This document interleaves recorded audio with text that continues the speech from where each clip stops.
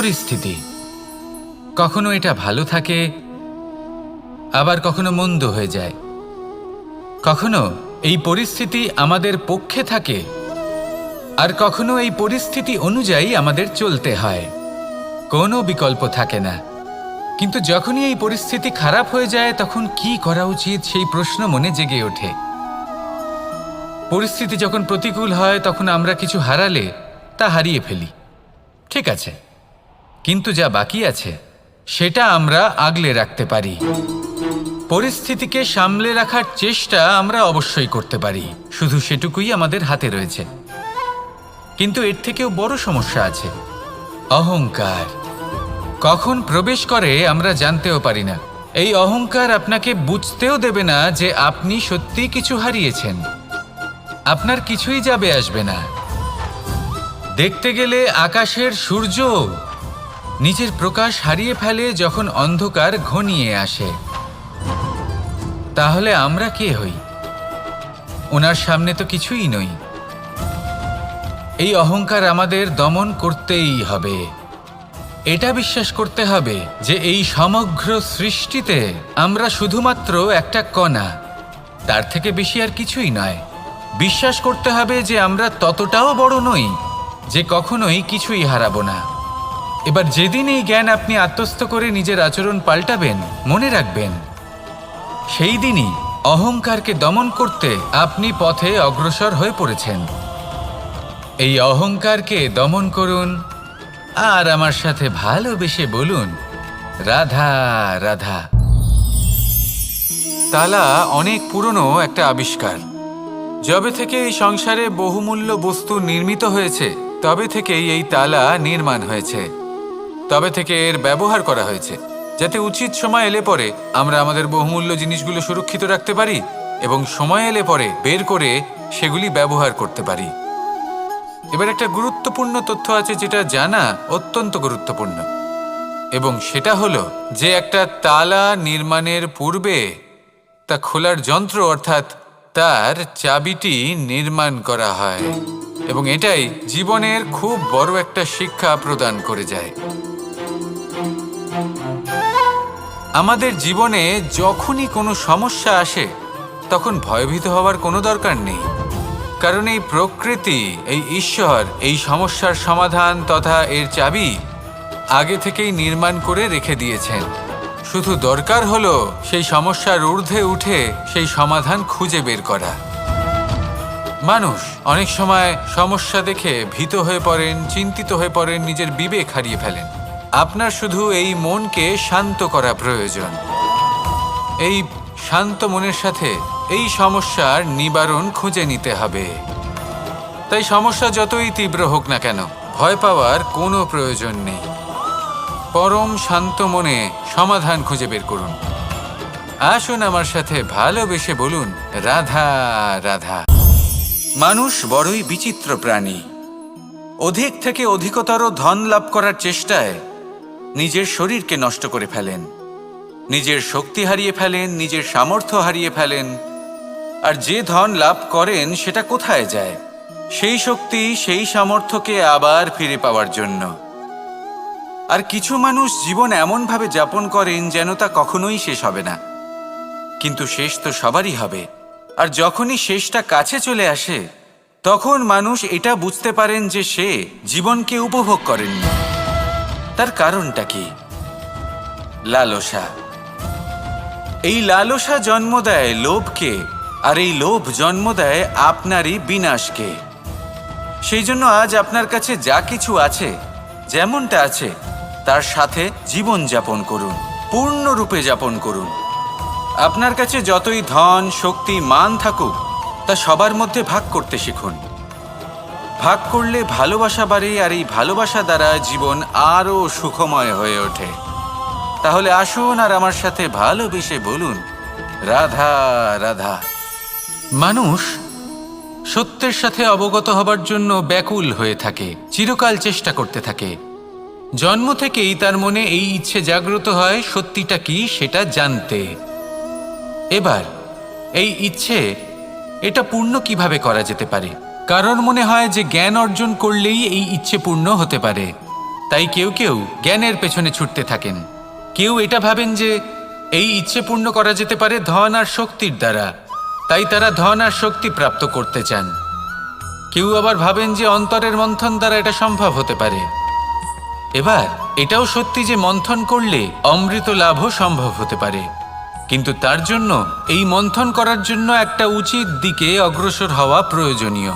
উচিত সংযমের দ্বারা সামনে এগোতে হবে, আর কোনো আশা না করে সামনে এগিয়ে যেতে হবে, তবেই এটা সম্ভব হতে পারে।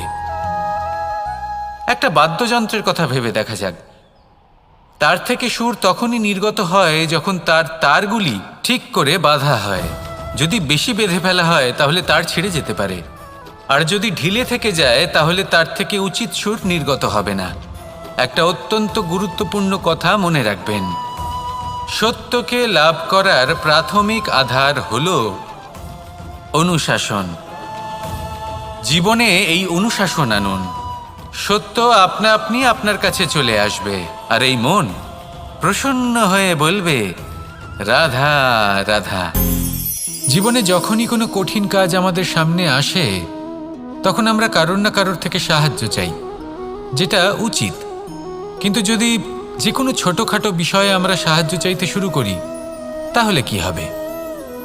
তাহলে আমরা নিজেদের সামর্থ্য, নিজেদের যোগ্যতাকে কখনো বাড়তেই দেব না, না আমাদের শক্তি কখনো বাড়বে, কারণ এটা আমাদের অভ্যেস হয়ে যাবে।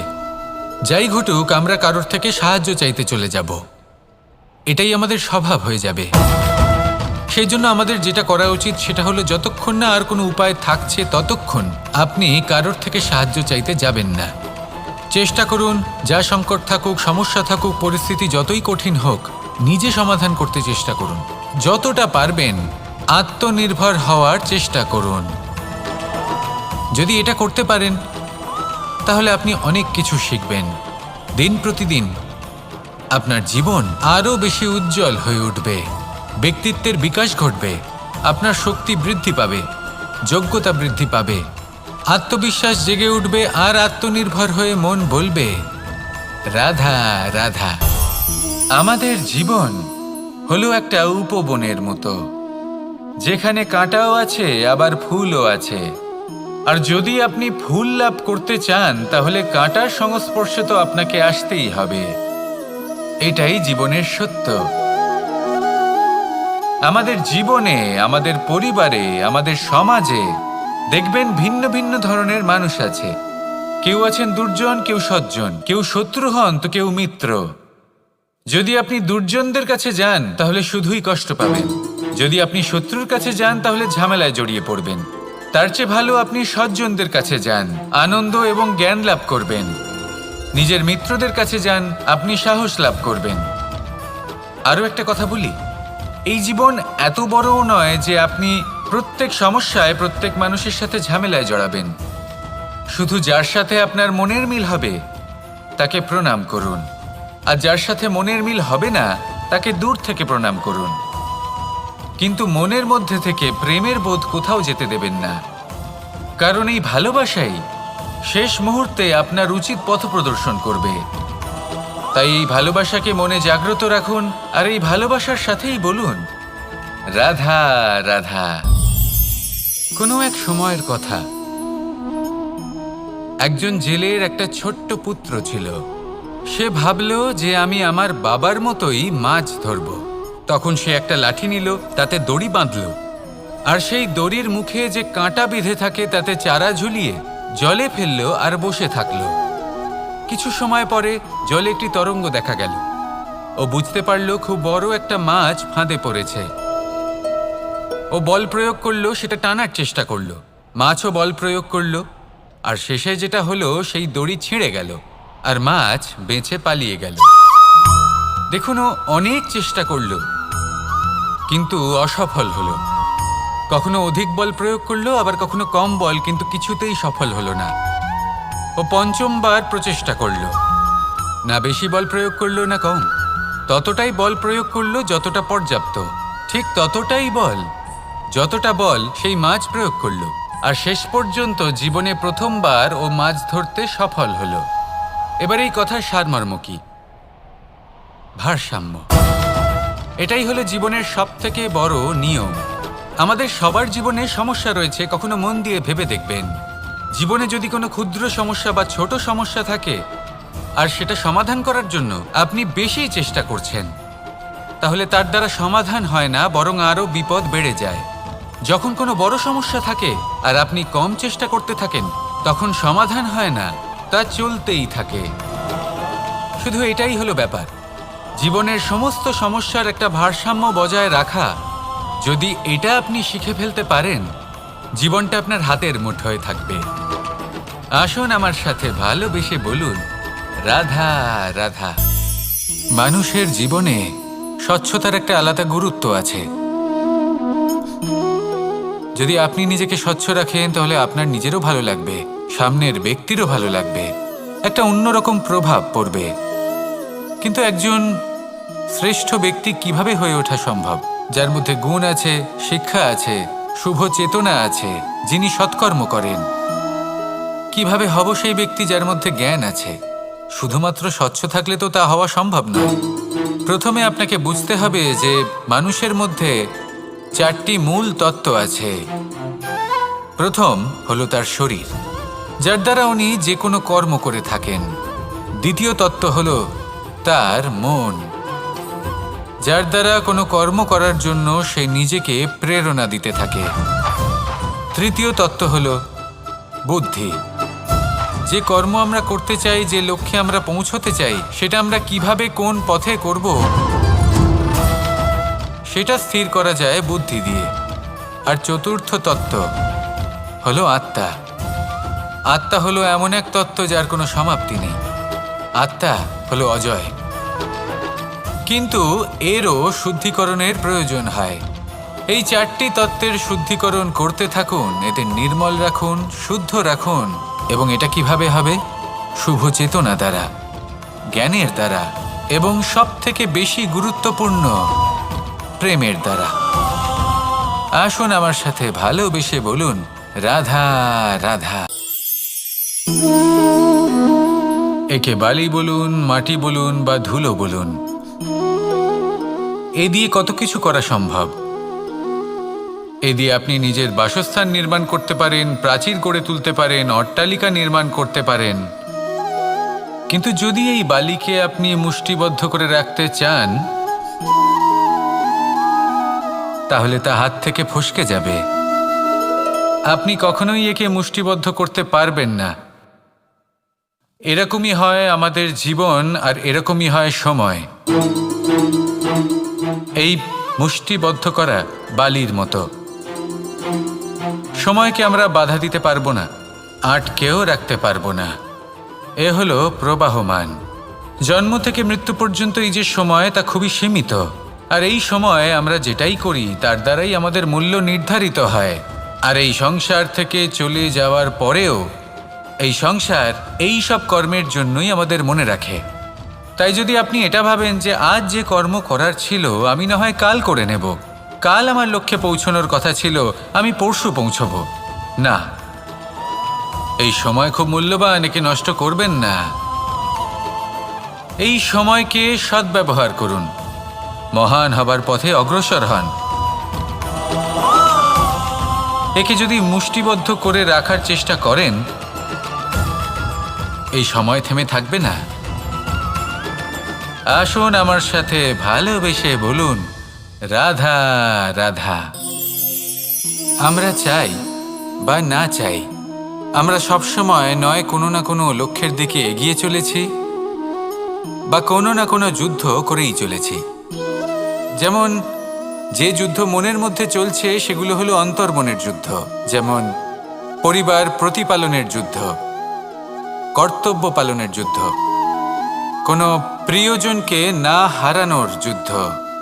এসব যুদ্ধ মনের মধ্যে চলে এবং সেদিক থেকে দেখতে গেলে আমরা হলাম এই সংসারের সব থেকে বড় যোদ্ধা, তাই না? কিন্তু এই সব যুদ্ধে যদি আপনি জয়ী হতে চান, তাহলে 3টি বিষয় আপনাকে মাথায় রাখতে হবে। প্রথম হলো সেই ব্যক্তি যিনি এই যুদ্ধে পরাজিত হয়েছেন তাকে নিজের থেকে দূরে করে দেবেন না, বরং আপনি তার কাছে যান, তার সাথে কথা বলুন, কথাবার্তা চালান, আলোচনা করুন, তার থেকে পরামর্শ নিন এবং বুঝতে চেষ্টা করুন উনি কি ভুল করেছিলেন এবং সেই ভুল নিজের জীবনে করবেন না। দ্বিতীয়, সেই ব্যক্তি সে অগ্রসর হয়ে চলেছেন। আসুন আমার সাথে ভালোবেসে বলুন, রাধা রাধা। কনক, কি সুন্দর একটা শব্দ। এর অনেকগুলো রূপ রয়েছে, অনেকগুলো অর্থও রয়েছে। প্রথম অর্থ হলো স্বর্ণ, অর্থাৎ সম্পত্তি। দ্বিতীয় অর্থ ধুতুরা, অর্থাৎ গাছের ছোট একটা বীজ যা কিনা অত্যন্ত শক্তিশালী হয়।